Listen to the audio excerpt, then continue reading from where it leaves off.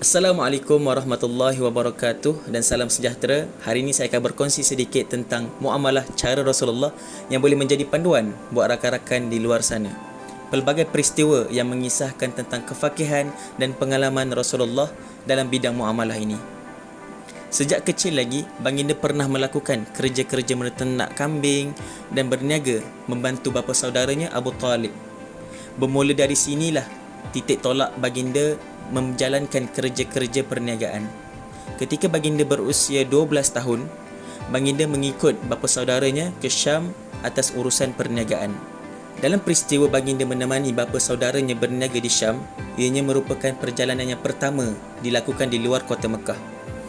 Dalam perjalanan itu, baginda telah mengenali dunia perdagangan, melihat adat tradisi yang diamalkan oleh penduduk-penduduk negeri tersebut.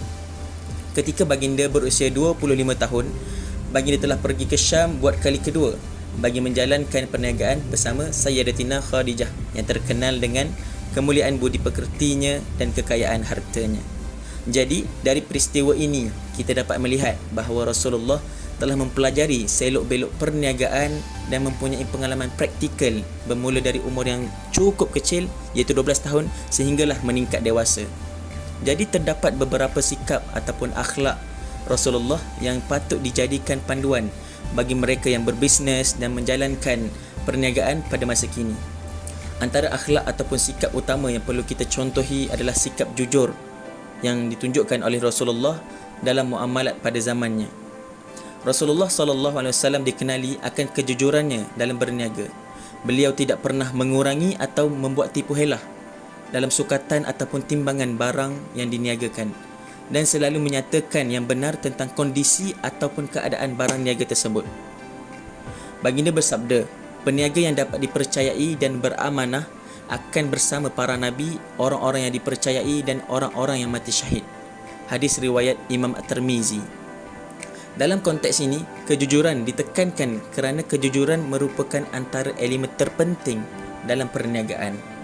Ketika kita berbincang mengenai perniagaan seorang Muslim, kita sebenarnya sedang membincangkan satu konsep perniagaan yang membangunkan hubungan kepercayaan di antara peniaga dan pelanggan.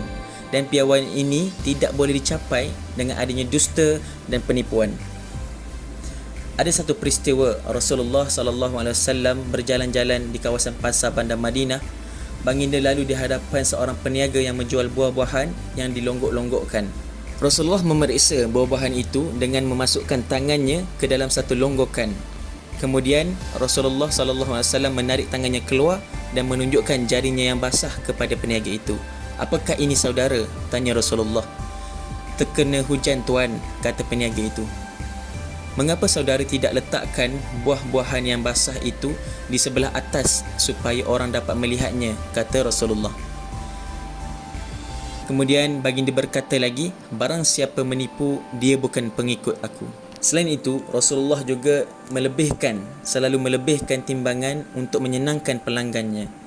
Dan atas kejujuran itulah baginda digelar dengan julukan Al-Amin, yakni seseorang yang dipercayai. Namun begitu, memang diakui bahawa manusia itu memiliki kekurangan dan tidak mustahil boleh sahaja terjadi pengurangan tanpa disengajakan dalam timbangan ataupun sukatan.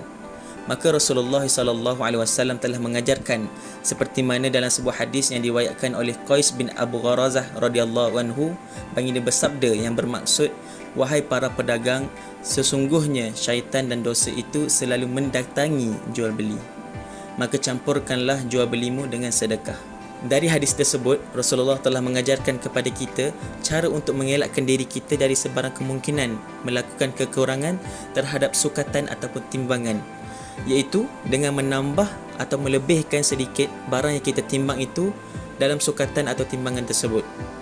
Dengan tambahan tersebut, selamatlah para peniaga daripada melakukan kesalahan pengurangan yang dilakukan secara tidak sengaja, dan jika pun ternyata sukatan atau timbangan itu sebenarnya telah mencukupi, maka tambahan itu akan menjadi sedekah.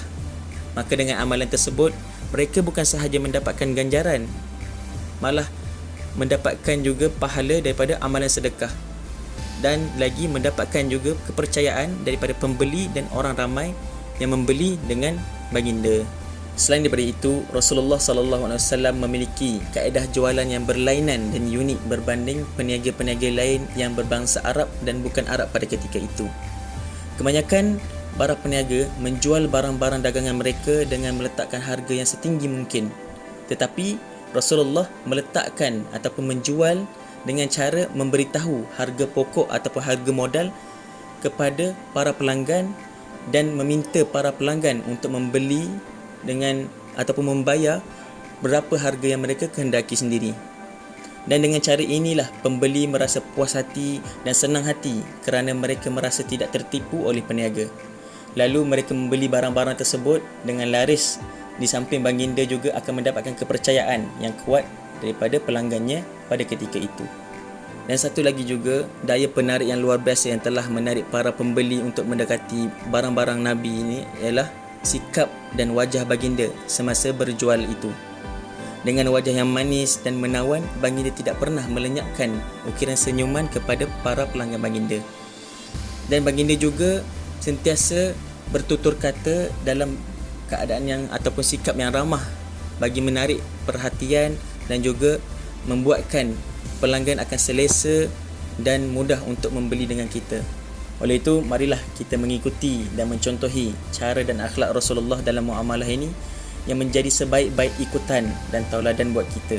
Di samping kita menerima ganjaran dan pahala di atas sunnah dan ikutan kita kepada perbuatan Rasulullah SAW. Sekian, terima kasih.